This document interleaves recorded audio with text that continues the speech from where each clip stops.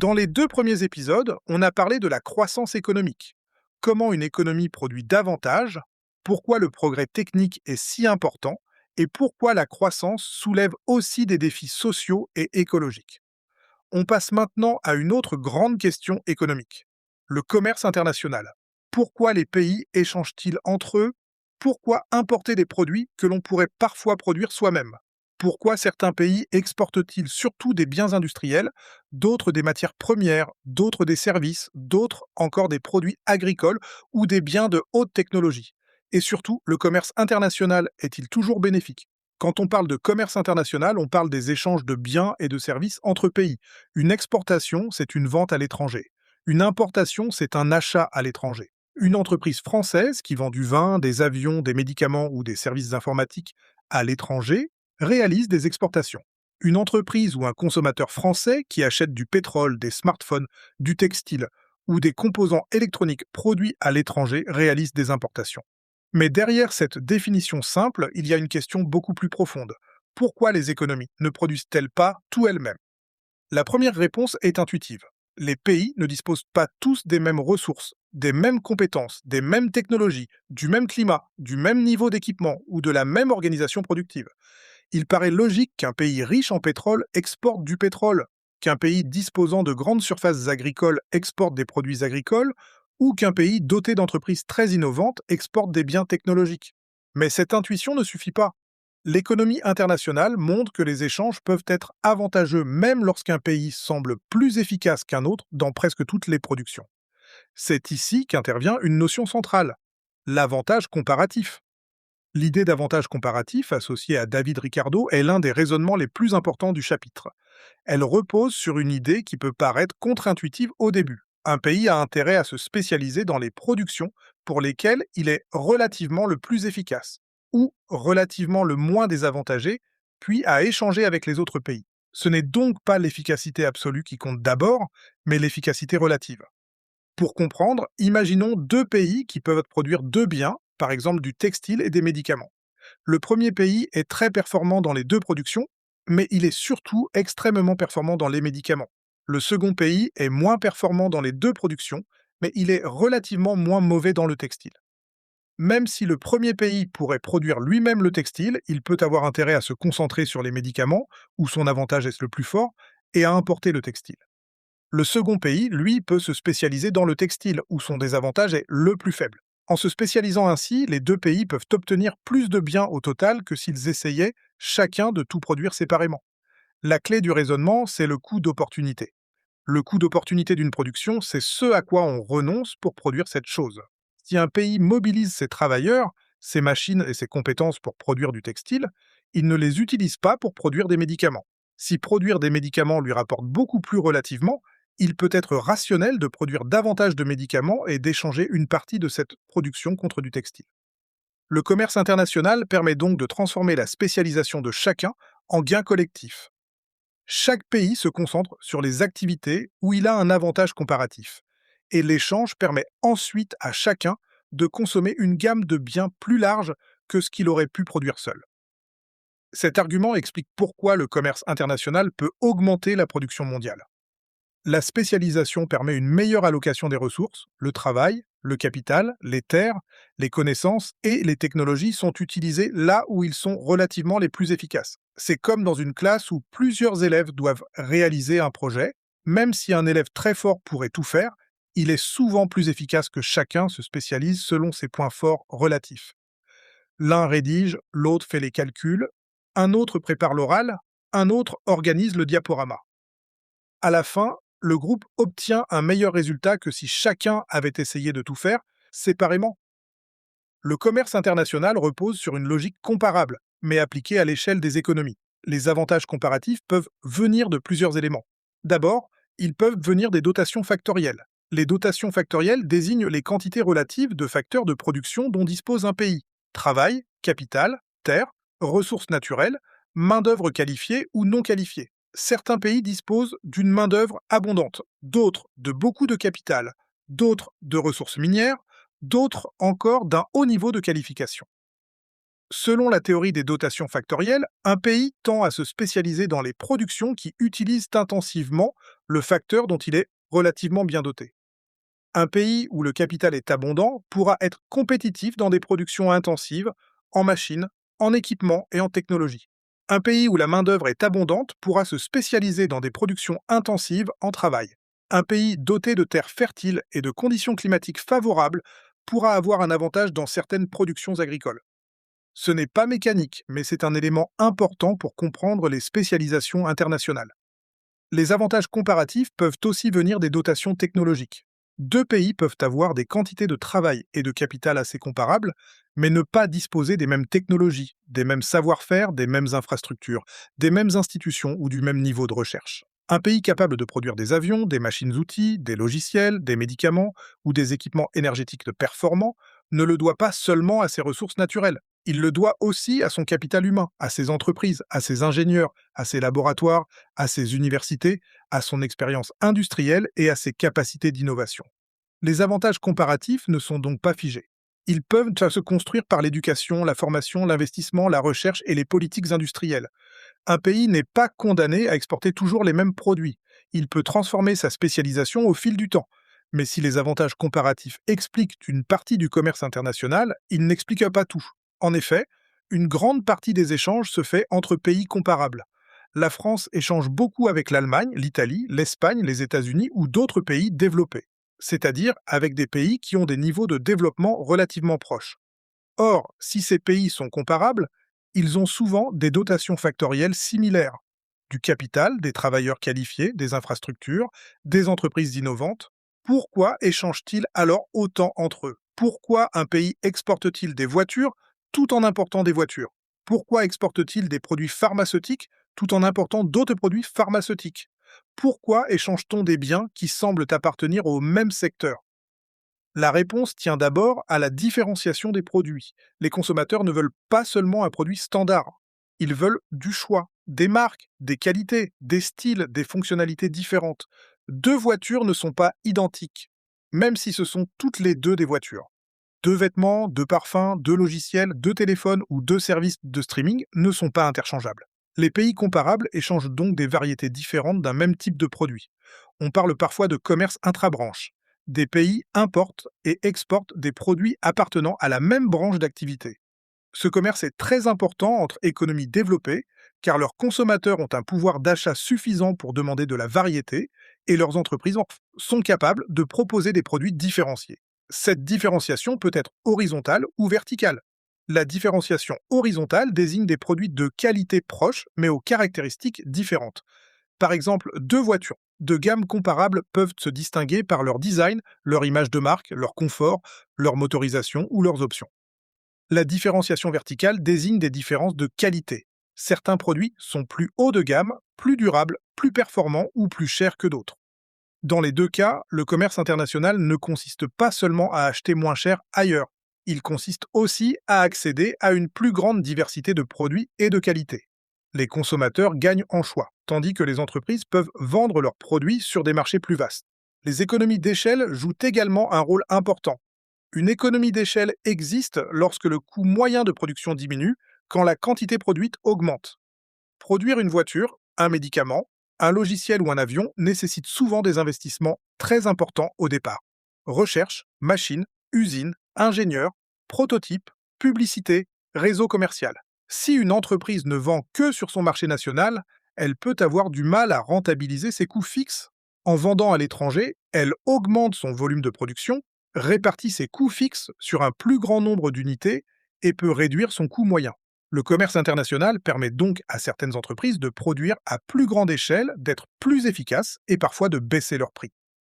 Un autre élément essentiel est la fragmentation de la chaîne de valeur.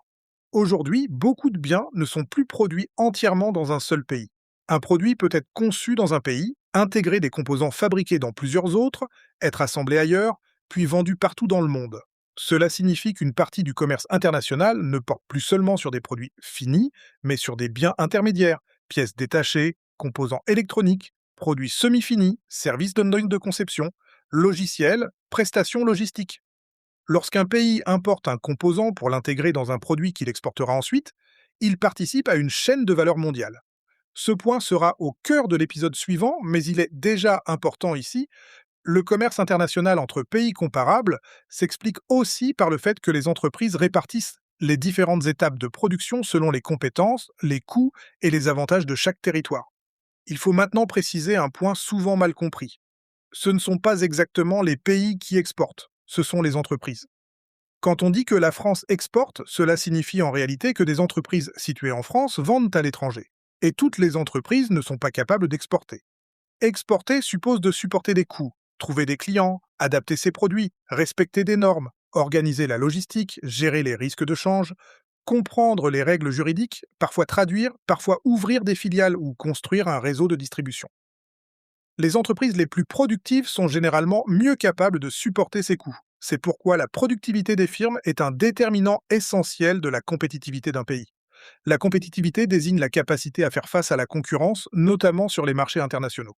On distingue souvent la compétitivité prix et la compétitivité hors prix.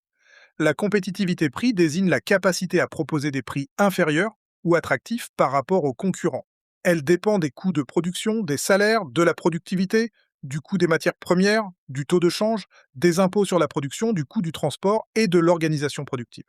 Mais il ne faut pas confondre bas salaire et compétitivité. Ce qui compte, ce n'est pas seulement le salaire versé, c'est le coût par unité produite. Un salarié très qualifié et bien équipé peut être payé davantage tout en produisant beaucoup plus, ce qui peut rendre le coût unitaire compétitif. La productivité est donc centrale. La compétitivité hors prix désigne la capacité à vendre grâce à autre chose que le prix. La qualité, l'innovation, la fiabilité, le design, la réputation, la marque, les services associés, les délais de livraison, la sécurité, la durabilité, l'image environnementale ou la capacité à répondre précisément aux besoins des clients. Dans de nombreux secteurs, les entreprises ne gagnent pas seulement parce qu'elles sont les moins chères, elles gagnent parce qu'elles proposent un produit meilleur, plus fiable, plus innovant, mieux conçu ou mieux associé à des services. Un pays peut donc exporter malgré des coûts élevés s'il possède des entreprises très productives et une forte compétitivité hors prix. Le commerce international produit des effets importants. Le premier effet attendu est un gain moyen pour les consommateurs, notamment par la baisse des prix et l'augmentation du choix. Grâce aux importations, les consommateurs peuvent accéder à des biens moins chers ou plus variés. La concurrence internationale peut aussi pousser les entreprises nationales à améliorer leur efficacité, à innover ou à réduire leurs marges. Si une entreprise locale sait que des concurrents étrangers peuvent proposer un meilleur rapport qualité-prix, elle ne peut pas se contenter de rester inefficace. Le commerce international peut donc stimuler la productivité par la concurrence. Le deuxième effet est un gain pour les entreprises exportatrices. Accéder à des marchés étrangers permet de vendre davantage, de produire à plus grande échelle, de rentabiliser des investissements, de se développer et parfois d'embaucher. Pour certaines entreprises, le marché national est trop petit. Le commerce international devient alors une condition de croissance. Une entreprise spécialisée dans des biens très techniques, par exemple, ne peut pas toujours trouver suffisamment de clients dans un seul pays. Les marchés internationaux lui donnent accès à une demande plus large. Le troisième effet concerne les inégalités entre pays. Le commerce international peut contribuer à réduire les inégalités entre pays lorsqu'il permet à des économies moins développées de s'insérer dans les échanges mondiaux, d'industrialiser une partie de leur production, d'exporter, d'attirer des investissements, de créer des emplois et d'augmenter les revenus. Plusieurs pays ont utilisé les exportations industrielles comme un levier de développement. En se spécialisant dans certaines activités manufacturières, puis en montant progressivement en gamme, ils ont pu accroître leur niveau de vie. Mais ce résultat n'est pas automatique. L'insertion dans le commerce mondial peut être favorable si elle s'accompagne d'investissements, d'éducation, d'infrastructures, de politiques publiques efficaces et d'une capacité à capter une part suffisante de la valeur créée. Le quatrième effet est plus problématique. Le commerce international peut accroître les inégalités de revenus à l'intérieur des pays. Les gains du commerce ne sont pas répartis uniformément. Certains secteurs gagnent, d'autres perdent. Certains travailleurs voient leurs compétences devenir plus demandées, d'autres subissent la concurrence de pays où les coûts sont plus faibles. Les consommateurs peuvent profiter de prix plus bas, mais certains salariés peuvent perdre leur emploi ou voir leur salaire sous pression. Les entreprises exportatrices très productives peuvent prospérer, tandis que les entreprises moins productives et exposées à la concurrence internationale peuvent disparaître. Les territoires spécialisés dans des activités concurrencées par les importations peuvent être fragilisés. Autrement dit, le commerce international peut augmenter la richesse moyenne tout en créant des perdants bien réels. Ce point est crucial pour éviter un raisonnement trop simpliste. Dire que le commerce international produit des gains moyens ne veut pas dire que tout le monde gagne. En économie, un gain moyen peut coexister avec des pertes concentrées. Si des millions de consommateurs économisent quelques euros sur certains produits, le gain global peut être important, mais il est diffus. En revanche, si une usine ferme dans une ville, la perte est concentrée, visible et socialement lourde. Les effets politiques du commerce international viennent souvent de cette asymétrie. Les bénéfices le sont parfois dispersés, alors que les coûts sont localisés sur des métiers, des secteurs ou des territoires précis. C'est à partir de là que l'on comprend le débat entre libre-échange et protectionnisme. Le libre-échange désigne une situation dans laquelle les échanges internationaux sont peu entravés par des barrières, droits de douane faibles, peu de quotas, peu d'obstacles réglementaires discriminatoires. Les défenseurs du libre-échange mettent en avant les avantages comparatifs, la spécialisation, la baisse des prix, la variété des produits, la concurrence, les économies d'échelle et les gains de productivité. Dans cette perspective, limiter les échanges revient à empêcher les économies d'utiliser efficacement leurs ressources et à faire payer plus cher les consommateurs. Le protectionnisme, à l'inverse, désigne l'ensemble des mesures qui visent à protéger les producteurs nationaux de la concurrence étrangère. Il peut prendre plusieurs formes: droits de douane, quotas d'importation, subventions aux producteurs nationaux, normes techniques, normes sanitaires, règles administratives, exigences de contenu local. Le protectionnisme peut être défendu pour plusieurs raisons. Il peut servir à protéger une industrie naissante, encore trop fragile pour affronter immédiatement la concurrence internationale. C'est l'argument des industries dans l'enfance. Un pays peut vouloir protéger temporairement un secteur stratégique le temps qu'il devienne productif.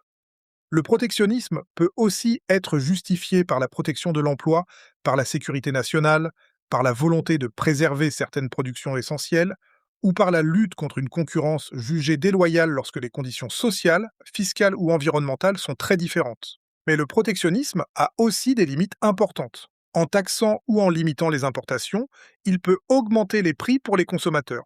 Il peut réduire le choix disponible. Il peut protéger des entreprises peu productives et réduire leur incitation à innover. Il peut provoquer des représailles commerciales. Si un pays ferme son marché, ses partenaires peuvent nous fermer le leur, ce qui pénalise les exportateurs. Enfin, dans une économie où les chaînes de valeur sont mondialisées, protéger un secteur peut aussi renchérir les composants importés dont d'autres entreprises nationales ont besoin pour produire. Un droit de douane sur des pièces détachées peut aider un producteur local de pièces, mais pénaliser une entreprise qui assemble des produits finis avec ces pièces. La vraie difficulté est donc de raisonner de manière nuancée. Le libre-échange peut produire des gains importants, mais il crée aussi des perdants et suppose des politiques d'accompagnement. Formation, protection sociale, mobilité professionnelle, investissement dans les territoires touchés, politique d'innovation, soutien à la montée en gamme. Le protectionnisme peut répondre à certains objectifs légitimes, mais il peut aussi coûter cher, réduire l'efficacité économique et déclencher des tensions commerciales. Il n'y a pas une réponse unique valable dans toutes les situations. Pour le bac, il faut surtout être capable d'expliquer les mécanismes.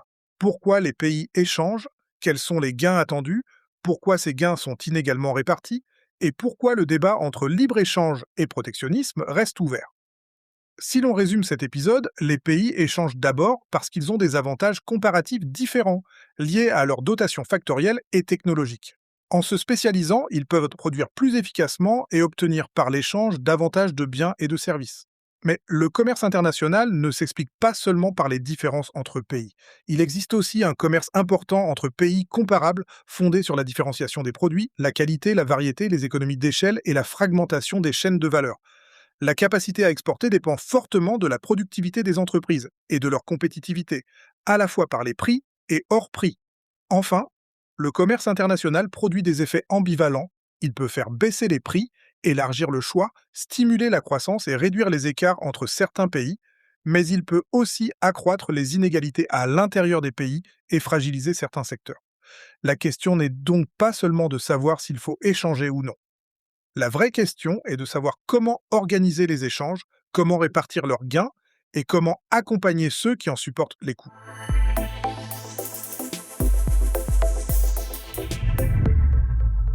Merci d'avoir écouté cet épisode. N'hésite pas à t'abonner, à partager et surtout à foncer écouter les suivants. À très vite.